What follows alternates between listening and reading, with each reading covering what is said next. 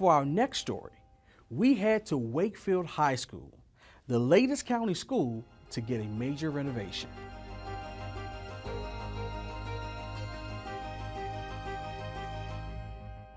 Hi, I'm Pat Murphy, Superintendent of Arlington Public Schools, and we're here at the new Wakefield High School. And we're going to take a quick tour of the building. In the next 3 weeks, this building is going to come alive. We're going to add 2,000 students to it, and we want to show the community the progress we're going to make over that time period, and also the investment that we've made here that's going to make a difference in our community. Well, we're standing right now in the main entrance area of the building, so on my right is the main entrance to the building that leads into the town hall and actually leads out to the other side of the building on George Mason. And then on the other side over there is the entrance to the swimming pool and the gymnasium, so they can be used either or together. And between them is the rain garden, which is part of our best management practices for stormwater quality control and management. So a great deal of the water from the roof of the building, you can see in these open channels, in a rain event, will end up in here. Instructionally, to be able to see that, well, they learn about it, read about it in their classes, to be able to come out, see this firsthand. Also connected with it is what kind of plants grow in there, why do they grow there, why were those plants chosen, are there other plants that could go in there, what does this mean in terms of the environment and the grounds of the rest of the building. This is the library, and what we want to focus on is students being able to interact and engage with each other and with staff members in a setting outside the traditional class. We're here in one of the new biology labs in the science wing of the building. This is a really creative space for us to use for instruction. It's equipped a lot like many of the other classrooms here. I see you have a smart board, you've got a number of whiteboards, there's great light coming in from outside, so all those design features were evidently part of the whole design process. Very much so. Natural light was very much of it. There are sensors that will turn the lights off on the edge of the building. And we're learning, actually, many of the classrooms will be able to turn the lights off during the day, which is great. This is a typical heat pump closet, which is served or will be served by the geothermal wells.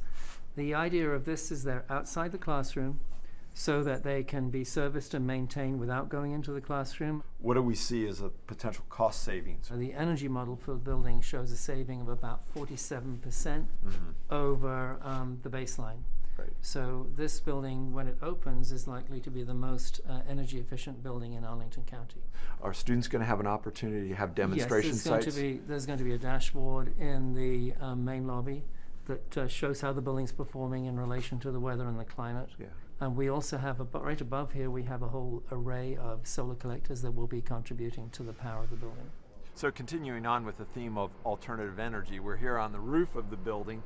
But John, what are we exactly looking at here? We're looking at solar hot water tubes that will heat the domestic hot water for the building. What's really outstanding about this is while this is a lot of the modern technology, current cutting edge today. It is cutting edge, but these are all proven. We're not doing anything here that hasn't been proven to be successful anywhere else.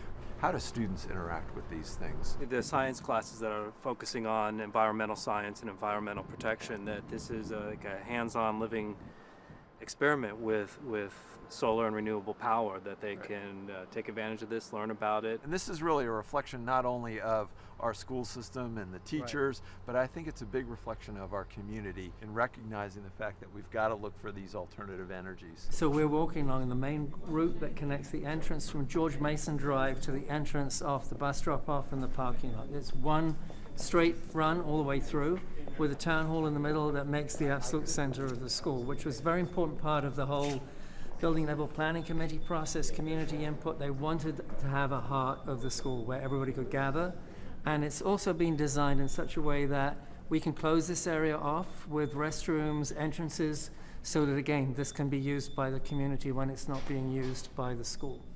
The really fantastic thing about this gym is that you look down on it from the main floor of the building, and when the bleachers are pulled out, you can enter the bleachers from the top, and the team can come in from the bottom. Spectators will be able to come in and get to their bleachers and the seats without having to walk on the floor. That protects the players, it protects the cheerleaders, and it protects the visitors, so it gives us a little bit more space.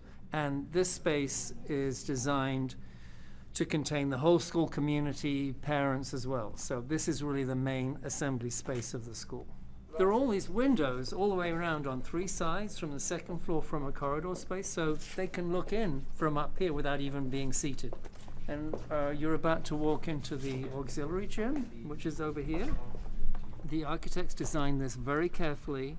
If you look, the walls are completely flat all the way around with no columns, no projections, to make it as safe as possible. The one thing the kids will remember about this school is the curved corridors. Because usually when you look down a corridor, you can see who's coming here. You can't see who's coming till they pop around the bend. We're looking down here at the main competition pool, and over on the right there is the training pool with the diving area at the end of it. The spectator area, if you notice, there are no columns interfering with the view of the swimming pool. So every seat has a perfect view of all the operations in the pool. We are now standing on the loggia, part of the balcony in the theater. We have about 650 seats in here, so it will be able to be used not just by the school, but also by members of the community as a big community asset in this part of town. Now we're in the food service area and the cafeteria. There are 4 lines so that kids can move through quickly. And in this school, students will be encouraged to, or be allowed to eat in multiple spaces, not just in the cafeteria itself. We want to be able to facilitate student interaction and student engagement with each other and be able to have conversations and to talk and to socialize in a more comfortable and relaxed setting. So we've actually ordered round tables with chairs that seat from 8 to 10 that will also allow us to use the space outside of lunch periods for classes and groups to come together. Teachers will be in here after school working. We'll be doing faculty meetings in this space. This concludes our tour. We're right here in the front of the building.